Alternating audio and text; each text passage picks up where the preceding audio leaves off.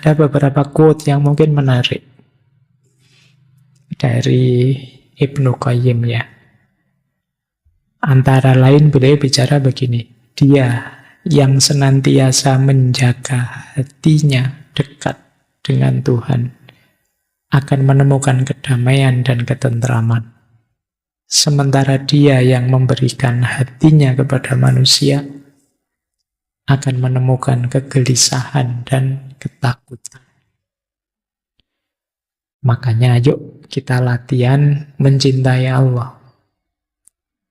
Nanggung kalau hubungan kita dengan Allah hanya formalitas saja.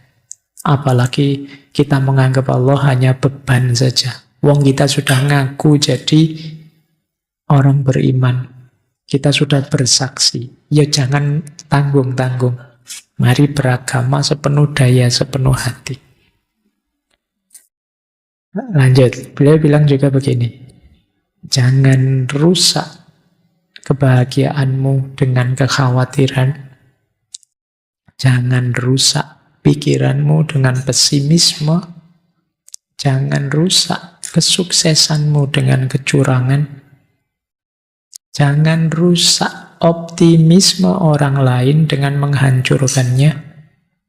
Dan jangan rusak harimu dengan melihat hari kemarin. Ini hal-hal yang sering mengacaukan hidup kita. Khawatir, pesimis, curang, jahat sama orang lain, dan terbelenggu oleh masa lalu. Kalau kita bebas dari 5 hal ini, hidup kita akan lebih bahagia. Mari kita hidup dengan bahagia, tenang, kekhawatiran, mari kita sisihkan, kita pasrahkan saja semua pada Allah. Mari berpikir yang jernih, jangan pesimis.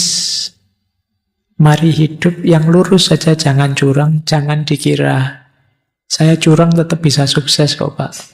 Kesuksesan itu tidak akan bisa kamu nikmati secara maksimal kalau jalannya adalah kecurangan. Karena kamu sendiri yang tahu, hatimu tidak bisa dibohongi. Meskipun kalau ditanya orang, mungkin kamu bisa punya 1001 alasan. Engkau sendiri yang tidak tenang oleh kecuranganmu. Jangan dengki sama orang lain, ingin menghancurkan orang lain. Karena orang lain itu adalah bagian dari diri kita. Atmosfer hidup ini ditentukan oleh lingkungan dan orang lain sekeliling kita. Dan jangan terbelenggu oleh masa lalu. Ini ada kalimat menarik. Sabar adalah ketika hati tidak meratap dan mulut tidak mengeluh. Ketika Allah memberi cobaan kepadamu, itu tidak dimaksudkan untuk menghancurkanmu. Saat Dia menghapus sesuatu yang menjadi milikmu, itu hanya mengosongkan tanganmu untuk menerima satu pemberian yang lebih besar. Jadi kalau kita sadar ya, apapun yang diberikan oleh Allah, pasti sesuatu yang bermanfaat, yang berguna. Tidak ada satupun yang diberikan oleh Allah itu sia-sia. Termasuk ujian, cobaan, musibah, kesedihan. Pasti pada akhirnya kita akan ketemu yang jauh lebih besar hikmahnya. Nah, jadi kalau Allah mungkin mengambil atau menghapus apa yang kita miliki, kemungkinan sebenarnya itu sedang mengosongkan tangan kita agar nantinya bisa dapat anugerah yang lebih besar. Karena kalau tangan kita sudah terlalu penuh, tidak ada tempat lagi untuk anugerah yang mau diberikan.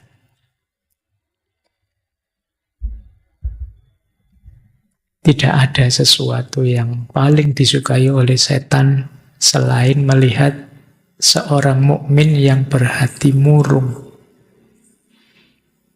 Orang beriman harusnya bahagia. Ada banyak nikmat Allah dianugerahkan pada kita. Kalau kita berhati murung, pikiran kita mesti negatif terus, pesimis terus. Tidak bahagia, tidak bersyukur. Sebanyak apapun nikmat yang diberikan tidak kita akui. Dan itu setan senang. Karena orang yang berarti murung berarti orang yang tidak pernah bersyukur. Orang yang tidak bersyukur itu adalah orang yang kufur. Kekufuran adalah targetnya setan, targetnya iblis untuk menyesatkan kita. Ada kalimat lagi yang mungkin terkenal dari beliau. Tangisan taubat seorang pendosa lebih Allah cintai daripada tasbih seorang yang sombong. Ini menyadarkan kita, seperti saya bilang tadi, bagaimana kesombongan itu menghancurkan kita, menjauhkan kita dari Allah, tidak kompatibel dengan kondisi manusia dan kemanusiaan. Karena hakikat diri kita adalah makhluk yang banyak kurangnya, banyak lemahnya. Tanpa Allah, bahkan kehadiran kita ke muka bumi ini itu pun bisa tidak ada. Kita hanya makhluk yang diadakan. Jadi kalau kita sombong, kita lupa hakikat diri kita yang hadir sementara saja di muka bumi seizin Allah. Jadi tangisan taubatnya seorang pendosa lebih dicintai Allah daripada tasbihnya orang yang sombong. Ini pesan juga untuk kalian. Ketika kamu tidak memiliki pengetahuan, seseorang bisa saja membawakan kotoran kepadamu dan kamu akan percaya bahwa itu bisa jadi emas. Makanya penting kalian belajar. Kalau kalian tidak pinter, kalian akan dipinteri orang lain. Kalian tidak tahu ilmunya, maka kalian akan dimanipulasi, disesatkan. Jadi ketika kamu tidak punya pengetahuan, orang bisa saja membawa kotoran padamu dan kamu percaya kotoran itu bisa jadi emas. Karena memang tidak ngerti ilmunya. Baik, masih ada. Tak pikir sudah selesai. Satu lagi, ini juga quotes-nya menarik. Dunia ini ibarat bayangan. Kejarlah dia, dan engkau tidak akan pernah bisa menangkapnya. Balikkan badanmu darinya, dan dia tidak akan punya pilihan lain kecuali mengikutimu. Jadi menghadapi dunia ini, jangan biarkan kalian yang mengejarnya. Biarlah dunia yang mengejarmu. Jadi, karena dunia ini seperti bayangan. Kalau kita mengejar-ngejar dunia, itu biasanya kita tidak akan bisa dapat apa-apa. Hasilnya banyak kecewa, banyak tertipu. Maka tidak usah dikejar dunia itu, maka kebalikannya. Dunia itu sendiri yang akan mengikutimu, mengejarmu.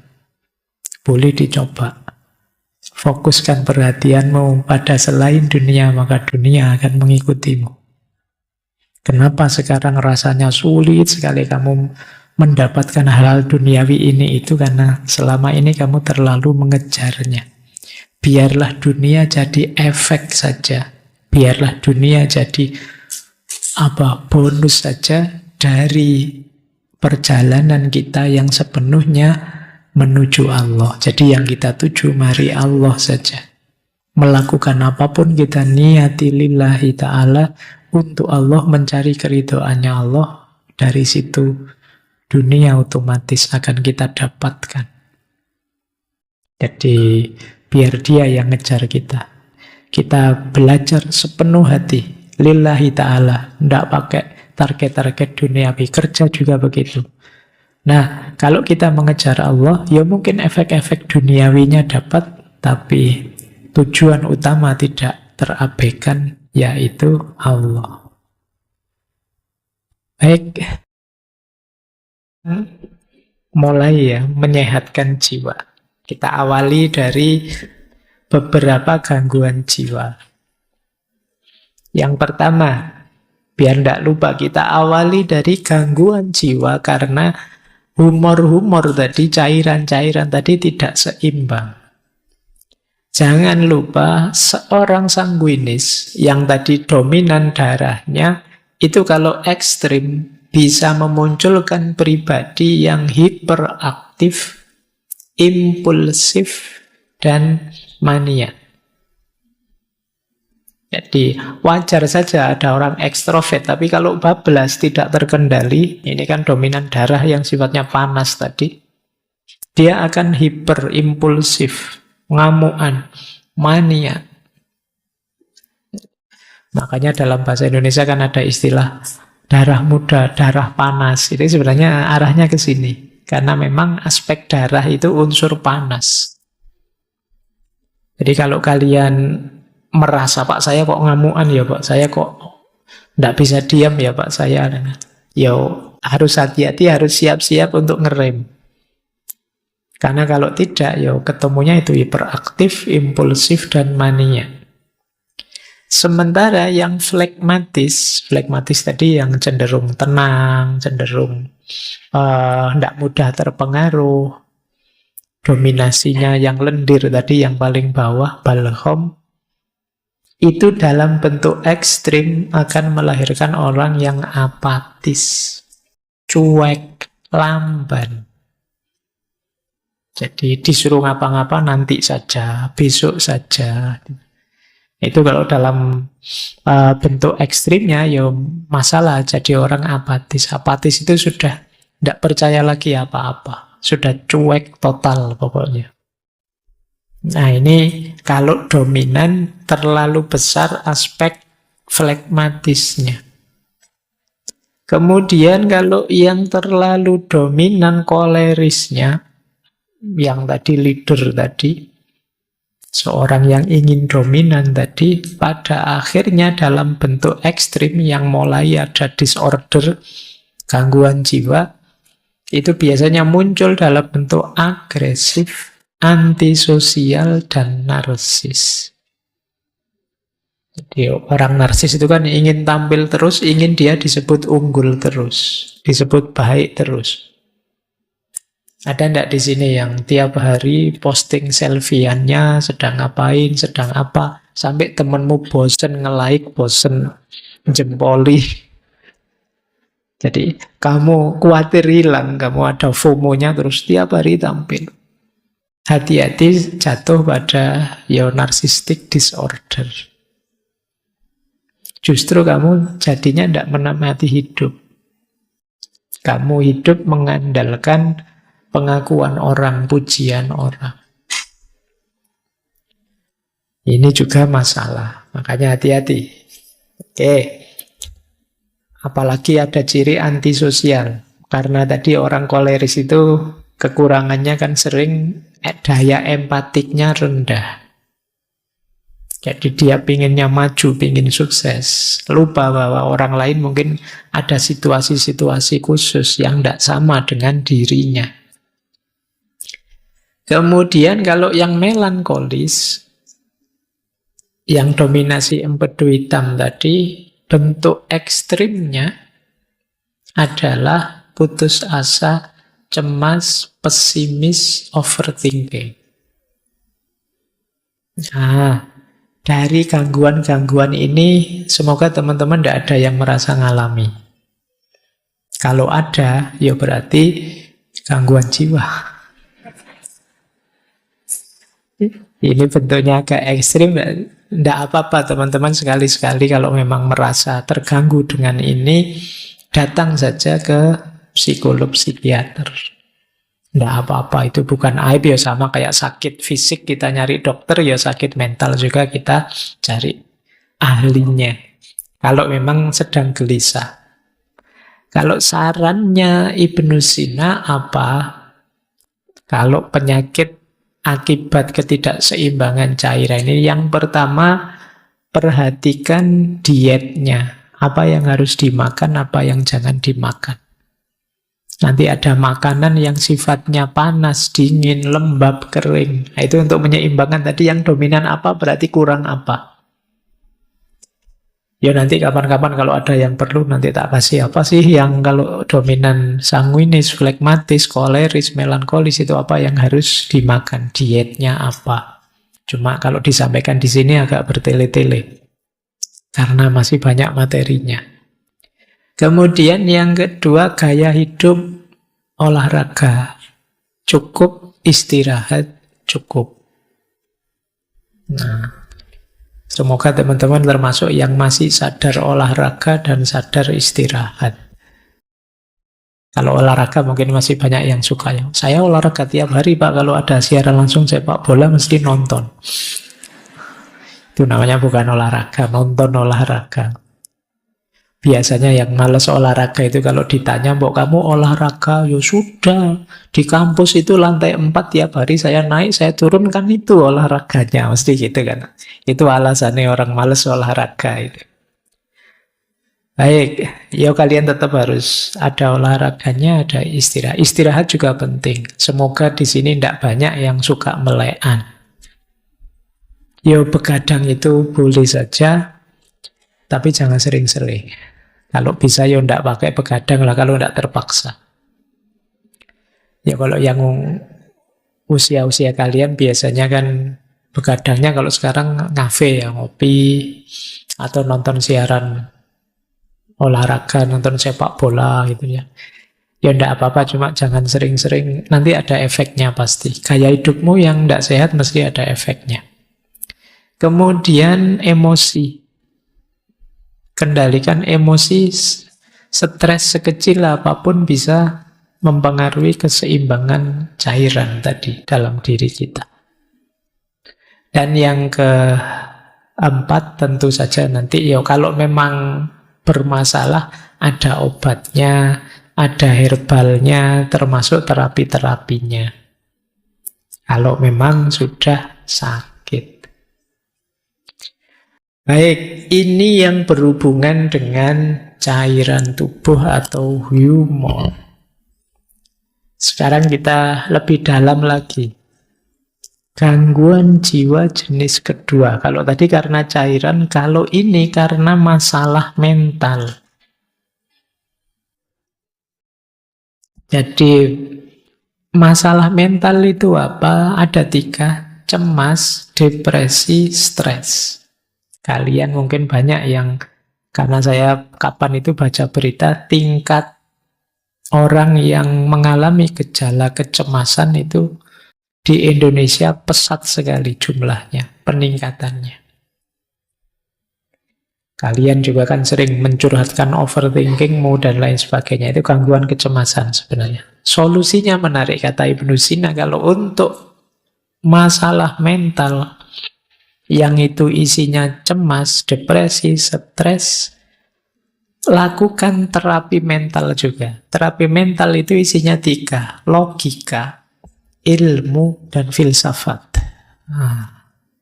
Ini menarik ya, terapinya malah isinya belajar semua. Wong lagi stres kok disuruh belajar, itu gimana?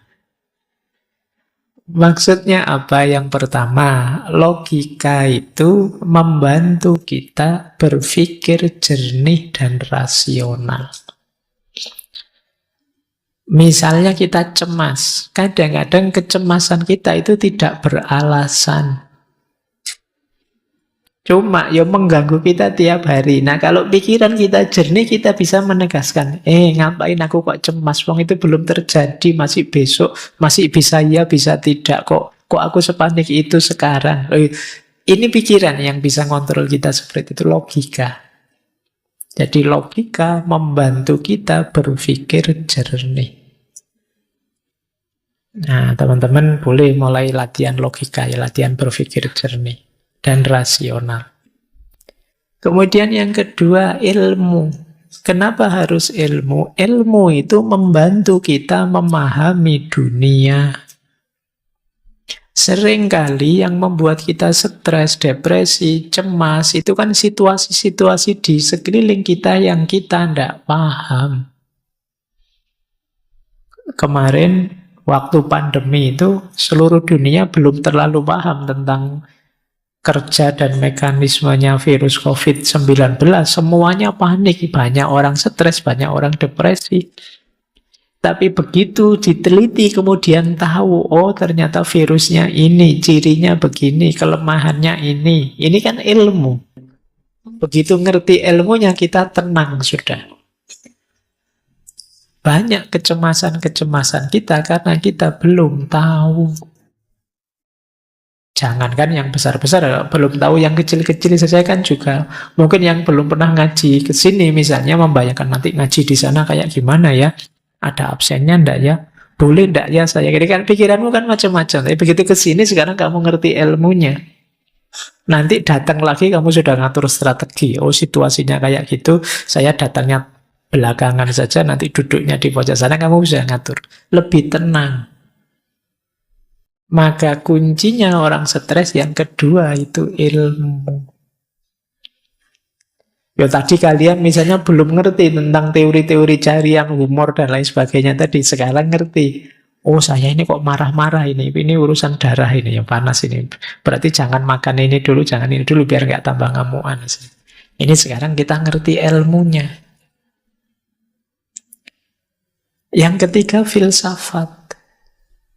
Apa manfaatnya filsafat? Filsafat itu memberi kita kerangka makna hidup. Menunjukkan kita tujuan ideal hidup. Dan ini menenangkan. Banyak orang yang hidupnya tidak punya tujuan, tidak punya idealisme dan lain sebagainya, sehingga ngambang, sehingga mudah stres.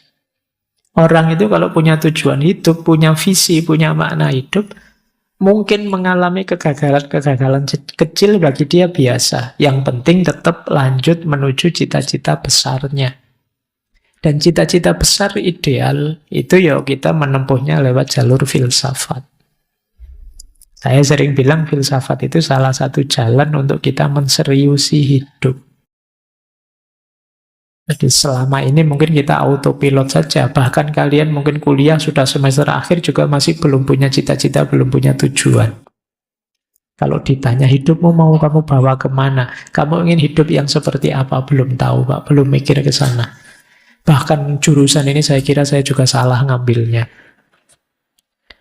Kamu bisa begitu. Kamu bisa sampai dewasa tidak punya orientasi, tidak punya tujuan. Nah, filsafat membantu kita menemukan itu. Jadi menarik, kalau itu gangguan mental sifatnya, masalah-masalah mental seperti cemas, depresi, takut, solusinya 3. Logika, ilmu, dan filsafat. Nah, makanya kemarin kita ngaji terus yang jadi buku itu judulnya Menjaga Kewarasan. Jadi kita belajar filsafat itu bagian dari menseriusi hidup biar kita tetap waras. Karena waras versi kita itu kamu cari di ChatGPT juga tidak ada. Seandainya ada juga tidak mesti cocok. Karena yang tahu hidup kita itu diri kita. Jadi coba kamu tanya ya di GPT. Wahai ChatGPT, tolong bantu saya biar saya bahagia bagaimana ya. Dia mesti ngomong macam-macam tapi tidak mesti cocok dengan kita. Karena yang tahu diri kita itu kita sendiri. Nah, di sini gunanya kita logika. Di situ gunanya kita belajar sendiri biar dapat ilmu, belajar cara berpikir filosofis biar bisa merangkai makna untuk hidup kita. Baik, ini gangguan jiwa jenis kedua. Nanti ada gangguan jiwa jenis ketiga.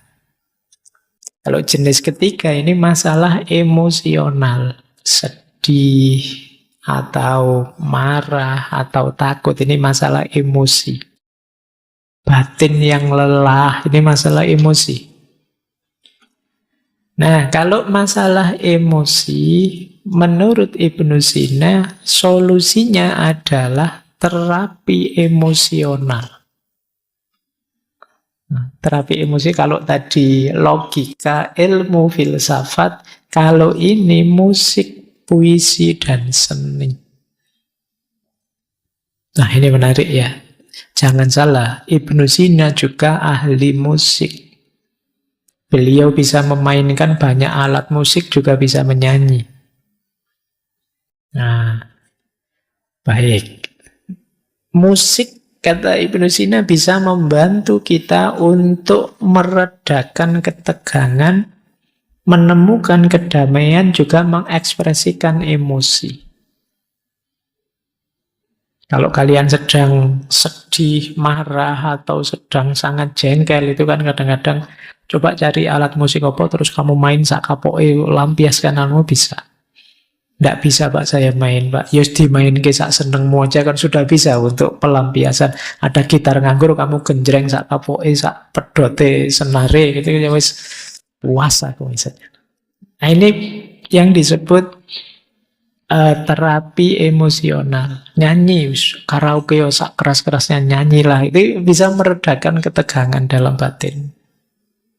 Jadi musik bahkan bisa mendamaikan, tenang gitu. Kadang kalian dengerin musik apa itu rasanya sudah lupa dengan masalah-masalah yang tadi menegangkan kita. Jadi musik penting untuk membantu kita tenang. Dia bisa jadi katarsis. Lanjut. Terus puisi dan seni. Puisi bisa membuat kita lebih luas. Dulu mungkin teman-teman masih ingat ya. Kalau tidak salah tokohnya Hasrat Inayat Khan. Kata beliau, kalau kata-kata sudah tidak berdaya, maka puisi bisa membantu. Kalau puisi juga masih tidak ngangkat, musik bisa mewakili kita. Musik ya bukan lagunya, bukan syairnya. Kalau syairnya kan cenderung ke puisi, tapi musik itu kan tidak ada kata-katanya, dan kepala kita akan menerjemahkan sesuai kondisi kita masing-masing.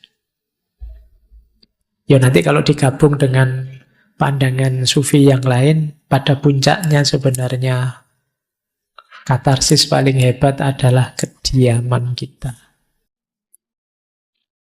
Keheningan. Itu bisa, tapi yang paling tidak kan coba kalau teman-teman sedang sangat marah, sedang sangat sedih, dan belum bisa mengatasi sendiri. Misalnya tadi pikiran yang kita minta untuk mengendalikan sudah tidak berdaya karena saking sedihnya kita. Seni dan musik, juga puisi bisa membantu. Setiap kita pasti bisa nulis puisi. Tidak ada puisi yang jelek. Jadi kalau ada orang bilang, ini puisinya jelek, loh justru yang jelek itu lebih puitis. Makanya kalian pede saja, tulis saja. Lampiaskan apa yang ada di pikiranmu, suka-suka kamu sudah. Nah, ini kan sebutannya makanya puisi. Ya kalau nulis beneran kan kamu rapi, ada subjek, predikat, objeknya, kalimat utuh. Tapi begitu puisi, sudah nulis saja. Tidak usah ditanyakan, ini maksudnya apa, itu maksudnya apa. Suka-suka kamu saja. Karena memang tujuannya untuk katarsis. Baik. Jadi kalau teman-teman mengalami gangguan jiwa jenis ketiga ini, musik, puisi, seni bisa membantu. Lanjut. Sekarang gangguan jiwa tipe keempat. Ini gangguan jiwa karena masalah spiritual. Ini harusnya agak panjang ya. Ketika kita merasa kehilangan makna hidup. Kita merasa jauh dari Tuhan. Nah, kata Ibnu Sina, ambil terapi jenis spiritual. Terapi spiritual itu komponennya 3. Doa, zikir, dan meditasi. Menenangkan diri, uzlah. Doa bisa membantu kita menemukan kedamaian batin. Zikir bisa membantu kita fokus pada hal-hal yang positif. Meditasi bisa membantu kita menenangkan pikiran dan tubuh. Jadi jangan lupa Ibnu Sina itu pikirannya lengkap. Nanti kitab-kitabnya belakangan juga tidak hanya filsafat, tapi corak tasawuf, corak mistiknya juga kuat. Beliau juga menulis misalnya falsafah masyriqiyah, filsafat timur. Beliau juga punya cerita-cerita seperti Hai bin Yaqdhan. Hai bin Yaqdhan itu yang lebih nulis cerita itu dulu ya Ibnu Sina, meskipun nanti nama tokohnya diambil oleh Ibnu Tufel untuk menulis cerita yang sama tapi dengan plot yang berbeda. Ada banyak cerita-cerita spiritual yang ditulis oleh Ibnu Sina karena beliau juga concern dengan masalah-masalah spiritual. Bahkan di falsafah masyrik itu ya beliau melihat bahwa manusia itu ada secara spiritual, ada tipe abid, ada tipe zahid, ada tipe arif. Abid itu orang yang menghidupkan spiritualitasnya lewat jalur ibadah. Rajin sholat, rajin puasa, sedekah, dan lain sebagainya. Ini tipe abid. Ada tipe zahid. Tipe zahid itu seperti para sufi yang melakukan uzlah, takholak bi ahlakillah, dan lain sebagainya. Ini tipe zahid, menjauh dari godaan dunia, keramaian dunia, memantapkan diri hanya menuju Allah saja. Ini namanya tipe zahid. Kemudian yang terakhir tipe arif. Tipe arif itu orang yang sudah mengalami pencerahan, orang yang sudah kasyaf, sudah ma'rifat, sudah ngerti hakikat segala sesuatu. Ini tipe arif. Ada abid, ada zahid, ada arif. Kalau kalian tipe apa? Abid kah? Sholatnya masih bolong-bolong, Pak. Tidak berani bilang abid.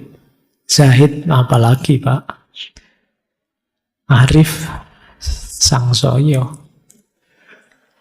Tapi ini jalur-jalur untuk menghidupkan spiritualitas kita. Nanti orang yang menempuh jalur ini ingin menghidupkan spiritual, namanya adalah murid. Murid itu ya secara letterlek kan orang yang menginginkan. Tentu saja murid nanti dituntun oleh mursyid. Orang yang menuntun, menunjukkan. Jadi baik, masalah spiritual, orang menyebutnya hari ini ada istilah krisis spiritual. Krisis spiritual itu tidak sekedar lupa Tuhan, tapi orang merasa kosong, merasa hampa, hilang makna. Mungkin kalian sering bertanya pada dirimu, hidup kok seperti ini ya? Apa gunanya aku hidup? Apa pentingnya sih aku hadir di dunia ini? Ini krisis-krisis spiritual. Jadi, apa makna diriku? Apa makna kehadiranku? Siapa sih aku ini? Aku dulu tidak minta kok dihadirkan sekarang. Itu kalau kalian lelah dengan hidupmu sampai selevel itu, kalian sedang mengalami krisis spiritual. Kalian merasa tidak bernilai, tidak bermakna. Krisis spiritual itu biasanya diawali dari, tadi sudah sedikit saya sebut, kalian lupa tujuan. Kalian tidak tahu hidupmu itu mau kemana. Dan dulu asalnya dari mana. Ini kalau orang Jawa konsep ini disebut sangkan waraning dumadi. Kalian lupa aspek ini sehingga kalian kelelahan sendiri. Kalian lupa bahwa hidup ini dulu asalnya dari mana dan besok mau menuju kemana. Kalian anggap hidupmu itu ya seputar aktivitasmu sehari-hari itu saja. Yang mahasiswa menganggap hidup itu ya seputar kuliah, kos-kosan, pacaran, mungkin seputar itu saja. Padahal tidak sekedar itu, kalian dihadirkan oleh Allah untuk hidup. Nah, kalau ada yang ngalami begini, batinmu sedang sangat lelah, berarti kalian sedang mengalami krisis spiritual. Hal yang sama sering disebutkan berhubungan dengan peradaban barat yang terlalu positivistik. Kalau teman-teman baca tulisannya Said Hussein Nasr, itu barat itu maju luar biasa, tapi dia melupakan satu unsur yang sebenarnya esensial, fitri dalam diri manusia, yaitu aspek spiritual. Sehingga kemudian belakangan kan banyak orang barat yang kemudian geser ke ranah spiritualitas. Baik ya, kalian coba ya mulai introspeksi. Ya, hidup kita ini lengkap sih, ada fisik jasadnya, tadi ada emosinya, ada mentalnya, ada jiwanya, dan ada unsur spiritualitasnya. Semuanya harus waras. Kalau ada yang tidak waras, ya hidupmu akan tidak seimbang, timpang. Jadi keywordnya konsep kesehatan mentalnya Ibnu Sina adalah keseimbangan. Makanya tadi cairan-cairan tadi tidak ada kok. Harus cairan ini saja tidak ada. Ya semuanya penting tapi jangan berlebihan. Jangan ada yang terlalu dominan. Nanti akan menyusahkan. Baik, nah solusi apa kalau kalian mengalami krisis spiritual? Ya terapi spiritual. Yang pertama doa. Doa itu tidak sekedar minta pada Tuhan, tapi juga kesadaran kita bahwa kita itu lemah. Ada banyak hal yang kita tidak mampu, maka kita perlu intervensi, perlu Tuhan membantu kita. Jadi, dan bukan masalah dikabulkan atau tidak dikabulkan kalau dalam konteks ini, tapi kesadaran kita bahwa Tuhan selalu ada, selalu hadir, dekat dengan kita, itu sudah membuat kita nyaman. Jadi yang kesadaran ketuhanan, kesadaran ilahiyah inilah yang selama ini sering lepas dari keseharian kita. Sekali-sekali kalau teman-teman bisa ya, coba dicek dalam sehari kira-kira berapa menit atau berapa puluh menit, syukur-syukur ada ndak 1 jam, teman-teman melakukan aktivitas dengan sadar bahwa Allah sedang mengawasiku, Allah selalu dekat dengan aku. Pernah ndak begitu? Mungkin sedang kuliah sih dengan dosen, saya kuliah kayak gini, ya Allah ngawasi loh ya saya. Nah itu pernah, kesadaran ini kira-kira berapa persen muncul dalam hidup kita? Wong kadang-kadang sholat saja tidak ada kesadaran itu kan juga. Padahal sholat itu momen ketika kita berhadapan-hadapan dengan Allah, tapi kesadaran itu juga tidak muncul. Kayak kita ngobrol dengan orang, tapi kita tidak peduli yang kita ajak ngobrol siapa. Ya untungnya Allah itu sangat sayang dengan kita. Baik. Oke ya, ini krisis spiritual. Selain doa juga ada zikir. Zikir itu ya makna letterleknya ingatan dan sebutan. Jadi pikiran kita senantiasa dalam kesadaran Tuhan dan mulut kita senantiasa menyebut namanya, terus itu disebut zikir. Meditasi ya aktivitas menenangkan diri. Kalau dalam Islam ada istilah iktikaf, berhenti sejenak. Ada istilah muhasabah, ada istilah tafakur. Itu setara dengan itu. Menghidupkan mindfulness dulu pernah kita bahas. Jadi ini krisis spiritual. Krisis spiritual ini gejalanya paling samar. Kalau krisis sebelumnya, teman-teman stres, teman-teman depresi, teman-teman marah, itu kan kelihatan. Tapi begitu krisis spiritual, tidak kelihatan. Hanya kita yang tahu, karena berhubungan dengan dimensi batin kita yang agak dalam. Mungkin kelihatan orangnya sabar, Tidak stres, nyaman, bisa menikmati hidup, tapi sebenarnya dia merasa hampa. Merasa dirinya kosong. Nah, itu bisa saja begitu. Makanya ini teman-teman harus lebih dalam melihat dirinya untuk melihat kalau ada masalah-masalah spiritual. Baik. Ada kombinasi pertama yang orang anggap ideal. Orang sanguinis dengan orang melankolis. Ini jangan diterjemahkan sekedar nyari jodoh ya. Tapi boleh ke sana juga. Orang sanguinis itu kan tadi agak meledak-ledak, ceria, spontan. Kalau ketemu melankolis imbang. Karena orang melankolis itu lebih serius. Jadi lebih rapi. Maka sanguinis melankolis ini kombinasi yang pas. Yang satu meledak-ledak, yang satu bisa ngerem. Tapi tantangannya, kalau pasangan seperti ini, bisa saja nanti yang melankolis jengkel terus. Karena yang sanguinis nggak pernah serius. Terlalu ekstrovert. Atau yang sanguinis juga jengkel terus. Ini orang kok serius, terus sensitif, terus tidak bisa diajak santai. Jadi ada tantangannya, ada kelebihannya. Ini kombinasi ideal pertama. Ya nanti kalau kalian coba ya, temanmu tipe apa, kamu tipe apa, itu ada di mana. Kalau sanguinis Pak, bubar. Ya, rame mesti. Ya, kalau melankolis ya sunyi, senyap, sepi, tidak ada suara. Oke, ya ini tipenya memang beda-beda.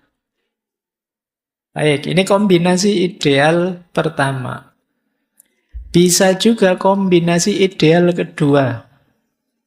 Koleris ketemu flegmatis. Koleris tadi yang pemimpin, tegas, ambisius, ketemu flegmatis, yang lebih tenang, fleksibel, santai. Koleris bagian mimpin mengarahkan, flegmatis yang mengikuti di belakang, ngerem, menjaga keharmonisan. Ini enak, kalau kalian tipe tadi leader, cari yang flegmatis. Ini bisa saling mengimbangi. Yang satu ingin dominan, yang satu santai. Jadi tidak merasa ditindas, tidak merasa dianu. Dia lebih bisa menikmati, lebih bisa adaptasi. Tapi ya seperti tadi ada tantangannya. Bisa saja nanti kolerisnya capek. Frustasi dia. Ini diajak maju, diajak berkembang kok tidak bisa ini. Santai terus. Sama, nanti flegmatisnya juga bisa sebaliknya, dia tertekan. Pada akhirnya dia merasa, aku kok diatur terus toh ya, didominasi terus toh ya. Emangnya aku tidak bisa ngatur diri sendiri, lama-lama bisa begitu. Jadi ini kombinasi kedua, koleris dan flegmatis. Baik, kombinasi ketiga. Dicoba ya nanti, sanguinis dan koleris. Ini mungkin juga bagus. Sanguinis yang ekstrovert tadi, dia kreatif, dia ceria. Sementara koleris itu bagian yang mengarahkan, yang mimpin. Nah, cuma juga ada tantangannya. Orang koleris mungkin lama-lama akan jengkel karena sanguinis ini kok pinginnya seneng-seneng terus. Ingin ceria terus. Sementara yang sanguinis merasa yang koleris terlalu keras. Ini kombinasinya agak keras. Yang satu leader, yang satu seorang ekstrovert. Nah ini kombinasi lembut. Melankolis, flegmatis. Yang satu detail merencanakan, yang satu tenang dan damai. Aman ya. Cuma ya tadi, akhirnya sunyi senyap. Jadi, tidak ada yang dominan. Dua-duanya pasif. Baik, ya mungkin kalau sedang bareng-bareng dua tipe ini ya isinya asik dengan dirinya sendiri. Nanti yang satu bilang, "Mbok kamu ngomong apa?" gitu. "Ngomong apa ya?" Sedih. Nggak ada. Akhirnya nggak ngomong-ngomong, akhirnya diem semua. Itu sama-sama tipe sunyi. Baik. Terus ada tipe koleris melankolis. Ini tipenya kan kalau digabung-gabung bisa jadi 6 tipe. Tipe keenam, koleris melankolis. Koleris leader, dia punya visi besar, sementara melankolis itu detail, perfeksionis. Nah, ini kombinasi luar biasa kalau bisa ini. Cuma nanti bisa saja perfeksionisnya melankolis membuat koleris tidak sabar. Ini kok semua usul dibantai semua. Kok selalu saja ada kurangnya. Mau dieksekusi kok dicegah terus. Ini bisa jengkel pada akhirnya kalau kombinasi koleris melankolis ini. Jadi ya yang melankolis juga bisa saja tertekan. Ini orang kok tidak sabaran sih, kok gerusa-gerusu sih, masih belum siap kok mau dieksekusi. Bisa saja begitu. Ini tipe koleris melankolis. Nanti ada tipe, ini terakhir, kombinasi keenam. Sanguinis flegmatis. Yang satu ekstrovert, semangat. Yang satu tenang, nyaman, harmonis. Pada akhirnya, mungkin sanguinis dianggap terlalu impulsif, sementara yang flegmatis dianggap terlalu santai. Kebalikannya yang diam tadi, ini juga nanti bisa clash. Yang satu ingin ceria, yang satu santai saja, tenang saja. Nah, itu bisa saling jengkel pada akhirnya. Meskipun ya dari sisi idealnya bisa saja pas. Makanya di situ istilahnya tantangannya. Oke ya, jadi ya ini contoh saja sih. Ini gambaran saja. Seandainya temperamen-temperamen tadi kita cocok-cocokkan, kita jodoh-jodohkan. Baik, paling tidak teman-teman sekarang sudah tahu ya. Dalam diri kita ternyata ada pertarungan antar cairan. Yang istilahnya humor tadi, ada yang dominan, ada yang tidak. Ya nanti ada hubungannya dengan gaya hidup, ada hubungannya dengan makanan, dan lain sebagainya.